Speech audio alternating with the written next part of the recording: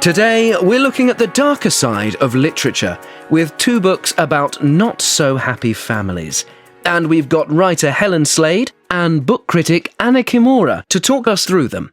First up, we're looking at Her Mother's Daughter by Alice Fitzgerald, a novel written from two points of view, one of a child and the other of her very troubled mother. Helen, I have to be honest, I found this one hard to read.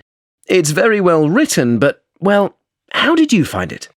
I know what you mean, but I literally couldn't put it down and stayed up till 3 a.m. to finish it. There's something about immersing yourself in a family this flawed, this damaged, that's compelling. You'd never want to be in that family yourself, but that's what reading is about, isn't it? Wearing someone else's shoes for a while without ever having to live their reality. You surprise me. The families in your own books are a million miles away from this one.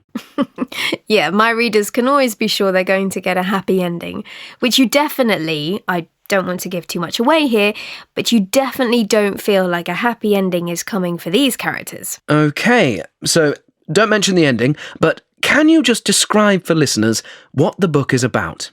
So, it's about a family with secrets. The mother has hidden her troubled childhood from her husband and her 2 children, but, of course, it's shaped her entire personality and how she behaves as a mother and as a wife, which is especially obvious when we're reading the sections told in the child's voice, even though the little girl herself doesn't understand the meaning of everything she's seeing. For me, what was really so shocking was less what happened to the mother when she was a child, but how the mother treated her own children. Why is that, do you think? I think we're all programmed to see mothers as something sacred and pure. As a child, she was mistreated by her father, and in some ways, we're not that shocked by that, which is a sad thing in itself. And her own mother didn't help her. As a reader, we're less affected by that, I think, because that part of the story is revealed to us in the mother's voice, the adult voice.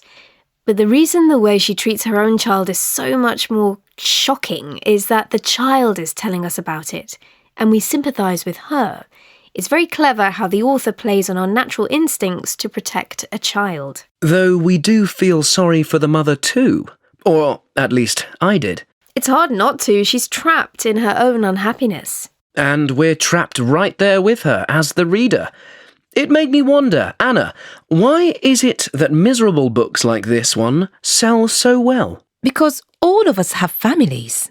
I suppose the books play out things we all see in much smaller ways in our own family lives. The other hard-hitting book this week is We Need to Talk About Kevin by Lionel Shriver. Now, there's a family who have a problem. They definitely do. Very few people will ever have a killer as a teenage son like the narrator in the book, but we can all identify with the challenges and often terrifying reality of raising teenagers. So, can you give us the lowdown on Kevin then, Anna? This book is written from the point of view of the mother. In letters she's writing to her husband, Kevin's father. Again, we shouldn't say too much about the ending, but the way the author uses the letters is very clever. I have to admit, I really enjoyed this book. It's a difficult topic, but it was much easier to read than Her Mother's Daughter. As Helen said before, it's about the voice of the narrator. There's no child's voice, and in this story, the victims in many ways are the adults. Though, of course, Kevin's sister is a victim of her brother's evil. Yes, and the idea of where evil comes from is a theme that comes out in both books. If you choose to call it evil, that is, I prefer to describe it as a complete lack of empathy. The mother in Her Mother's Daughter had a terrible childhood, but Kevin's from a happy home and good parents. Is he, though? The mother often admits she found motherhood hard. Aren't we supposed to think she might have caused Kevin to turn out the way he does, just like in Her Mother's Daughter? Both books certainly look at how the mistakes of the parents affect children, and this is another reason we relate to these books. Parents are always worrying if they're doing a good job.